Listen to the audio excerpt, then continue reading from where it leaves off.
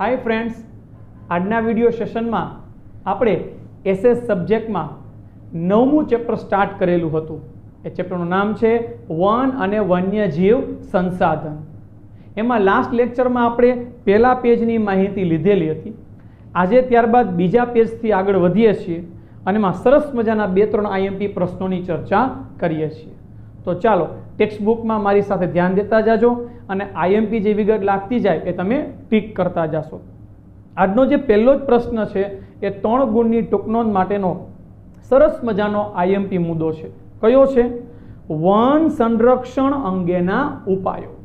One संरक्षण एटले के जंगलोने बचाववा, जंगलोने साचववा, बचाववा माटे शुं पगलां लेवा जोईए? तो कहे छे लाकडाना विकल्पे वापरी शकाय तेवी सामग्री माटे संशोधनो हाथ धरवा, तेथी लाकडानो वपराश घटता वनो बची जशे।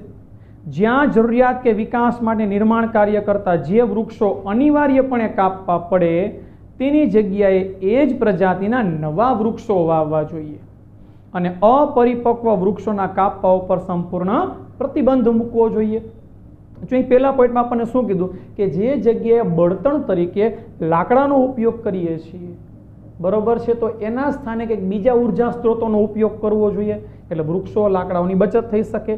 बीजू लाकडानो वपराश बनतो એટલો ઘટાડવો જોઈએ। ત્રીજું કે જ્યાં વિકાસ કાર્યક્રમો કરવાના હોય, ફેરફાર કરવાના હોય, સુધારા વધારા કરવાના હોય, ત્યાં વૃક્ષો જો રસ્તામાં આડા આવતા હોય તો આપણે એને કાપવા પડે। પણ પ્રયત્ન શું કરવો જોઈએ? તો કે એ વૃક્ષોને કાપ્યા બાદ એના બદલે એના સ્થાને નવા વૃક્ષો ઉગાડવા જોઈએ। અને જે વૃક્ષો નાના છે કે જેની વિકાસ થઈ રહ્યો છે, વૃદ્ધિ થઈ રહી છે, એ વૃક્ષોને કાપવા જોઈએ નહીં।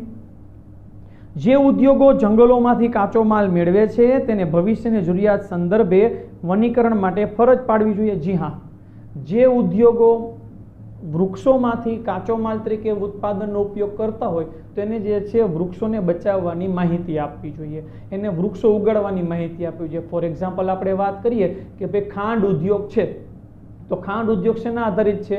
શેરડી આધારિત છે। એવી રીતે ધારો કે આપણે વાત કરીએ કે ભાઈ ઓલો ગુંદર બનાવવાનો ઉદ્યોગ છે તો ગુંદર કેમાંથી મળે છે? તો કે વૃક્ષમાંથી બને છે। તો જે ઉદ્યોગો કાચા માલ તરીકે વૃક્ષોમાંથી વસ્તુ મેળવતા હોય એને વનીકરણ કરવાનું, વૃક્ષો વાવવાનું કેવું જોઈએ। ઇકો ટુરિઝમના વિકાસના નામે જંગલની સ્થિતિ ન જોખમાય તે માટે કડક રીતે નિયમન કરવું જોઈએ। જી હા, પર્યાવરણ ટુરિઝમ, ઇકો ટુરિઝમ એટલે કે મુસાફરી માટે, પ્રવાસ માટે, મુલાકાત માટે જુદી જુદી જગ્યાએ આપણે જતા હોઈએ તો ત્યાં જંગલની સ્થિતિને કોઈ લોકો નુકસાન ન કરે એની માટેના કડક નિયમ બનાવવા જોઈએ। સ્થાનિક લોકોમાં આ અંગે વ્યાપક જનજાગૃતિ કાર્યક્રમોનું આયોજન કરવું જોઈએ। જી હા, સ્થાનિક લોકલ લેવલે જે બધા લોકો આપણે રહીએ છીએ ત્યાં બધાને આની માહિતી આપવી જોઈએ કે વૃક્ષો વાવવા જોઈએ, વૃક્ષોને બચાવવા જોઈએ, બિનજરૂરી તેને કાપવા જોઈએ નહીં। શાળા કોલેજોમાં શીખવાતા પાઠ્યક્રમોમાં આ અંગેની વિગતો સમાવી અને વન સંરક્ષણ વિશેની જરૂરિયાત સમજાવી। હવે જેમ કે અત્યારે કેમ 10મા ધોરણમાં તમે જ આ વિગત શીખી રહ્યા છો કે વૃક્ષો બચાવવા જોઈએ, સંરક્ષણ કરવું જોઈએ, એમ દરેક ધોરણના વિદ્યાર્થીઓને આ વૃક્ષો વિશે પાઠ્યપુસ્તકમાં માહિતી આપવી જોઈએ, એને બચાવવા વિશે માહિતી આપવી જોઈએ। ઘાસચારો અને બળતણ માટેની જરૂરિયાત માટે સામાજિક વનીકરણ અને કૃષિ વનીકરણને આયોજનબદ્ધ પ્રોત્સાહક પગલાં ભરી સઘનપણે વિસ્તારવા જોઈએ। જો એ શું કહે છે કે ભાઈ જે ગાય, ભેંસ જેવા પશુઓ છે કે જેને ખાવા માટે ઘાસચારો જોઈએ અથવા ગામડામાં બળતણ માટે જે છે લાકડાનો ઉપયોગ થતો હોય તો ત્યાં સામાજિક વનીકરણ કરવું જોઈએ। એટલે પશુઓ માટે ઘાસચારો સરળતાથી મળી રહે અને બળતણ માટે લાકડું પણ સરળતાથી મળી રહે અને એક યોજના કરીને લોકોને એની માહિતી આપવી જોઈએ। એટલે શબ્દ શું વાપર્યો? સામાજિક વનીકરણ અને ખેતીમાં પણ પગલાં લેવા એટલે કૃષિ વનીકરણ કરવું જોઈએ। બળતણની જરૂરિયાતમાં લાકડાના વપરાશને બદલે સૌર ઉર્જા, કુદરતી વાયુ જેવા વિકલ્પો અપનાવવા જોઈએ। હવે આ કેવા કીધા? તો કે બિન પરંપરાગત કે જેનો અખૂટ સ્ત્રોત છે, આપણને પુનઃ પ્રાપ્ત થઈ શકે છે, ફરીથી મેળવી શકાય છે, તો લાકડાના સ્થાને એવા સંસાધનો વાપરવા જોઈએ। વન સંસાધનોનો કરકસરભર્યો ઉપયોગ કરવો, કીટકોથી ક્ષતિગ્રસ્ત થયેલા વૃક્ષોને દૂર કરવા અને અન્ય તંદુરસ્ત વૃક્ષોના વિકાસની પ્રક્રિયા ઝડપી બને। જો શું કીધું કે જે વૃક્ષો સાવ સુકાઈ ગયા છે અથવા કીટકોને કારણે સાવ બગડી ગયા છે તો એને દૂર કરી દેવા જોઈએ। જેથી જમીનના પોષક તત્વો બીજા સારા વૃક્ષોને મળી શકે, એનો વિકાસ સારો થઈ શકે. દાવાનળથી જંગલોને ભારે નુકસાન થાય છે, તેમના શમન માટે રાષ્ટ્રીય સ્તરે અલાયદું એટલે અલગ તંત્ર કે દળ ઊભું કરવું જોઈએ. જો શું કીધું, ઘણી વખત જંગલની અંદર વૃક્ષોના આંતરિક અથડામણને ઘર્ષણને કારણે આગ લાગે, એને શું કહેવાય? દાવાનળ કહેવાય. તો એ તરત જ આગ ફાટી નીકળે તો એને બુઝાવવાના પગલાં લેવા જોઈએ. એક અલગ વિભાગ બનાવવો જોઈએ કે જે વૃક્ષોના દાવાનળને શમન કરી શકે.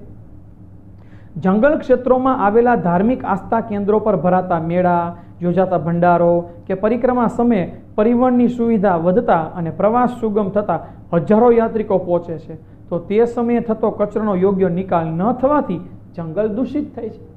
જી હા, કેટલાક આપણે ધાર્મિક સ્થળોએ જે છે પરિક્રમા થતી હોય, જેમ કે આપણે ગિરનારમાં જે છે, જુનાગઢમાં લીલી પરિક્રમા યોજવામાં આવતી હોય છે. તો લાખો લોકો ત્યાં જે છે પરિક્રમા 2-3 દિવસ માટે કરવા જતા હોય છે. તો એ સમયે લોકો ખોરાક લે છે, તો ત્યાં બાકી ગંદકી કચરો થાય છે. તો એ ગંદકી કચરો થયા બાદ એને તરત જ સાફ સફાઈ થાય અને કચરો બનતેલો ઓછો થાય એવા પ્રયત્ન કરવા જોઈએ. પશુ ચરણ માટે અલાયદા વિસ્તારો રાખવા જોઈએ. જી હા, પશુઓ છે, ગાય, ભેંસ, ઘેટા, બકરા જેવા જે પશુઓ છે એને ખોરાક માટે ઘાસચારો મળી શકે એવો અલગ જે છે વિસ્તાર બનાવવો જોઈએ. ત્યાં ઘાસચારો વ્યવસ્થિત ઉગે તો એમને ખોરાક માટે આપવો જોઈએ. તો આવી પ્રવૃત્તિ કરવાથી શું થાય? જંગલોનું સંરક્ષણ થઈ શકે છે, વૃક્ષોને બચાવી શકાય છે. રાઈટ. તો ત્યારબાદ નવો આઈએમપી પોઈન્ટ લઈએ. હવે જે મુદ્દો શીખવા જઈ રહ્યા છીએ એ ઓબ્જેક્ટિવ માટે વૈકલ્પિક વિગતો માટેનો મોસ્ટ આઈએમપી પ્રશ્ન છે, અથવા તો કે સતત 3 ગુણમાં પણ તમને પૂછી શકે છે. શું?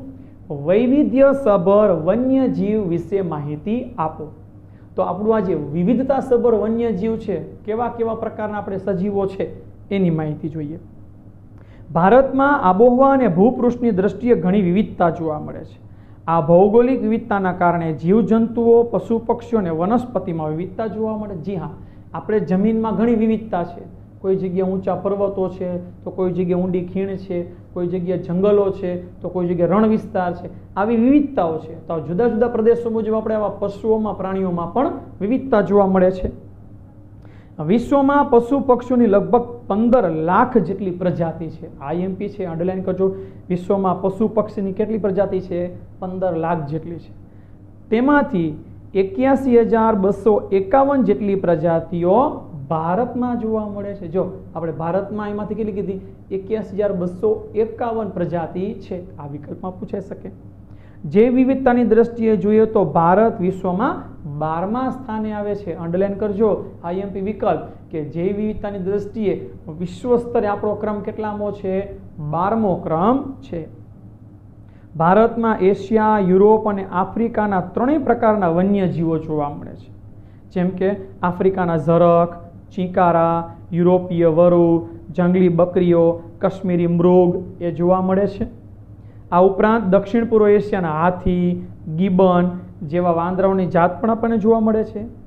ભારતના જૈવ વિવિધતામાં કહીએ તો કાળા રંગના રીંછ, એકશીંગી ભારતીય ગેંડો એ પણ જોવા મળે છે. હરણ એવા જે છે વિવિધ પ્રકારના આપણે કહીએ તો કે સાપ, આપણે કહીએ તો કે મુખ્ય પક્ષીઓમાં મોર, ઘોરાડ, બાજ, કલકલિયો વગેરે એવા પક્ષીઓ પણ આપણને જોવા મળે છે.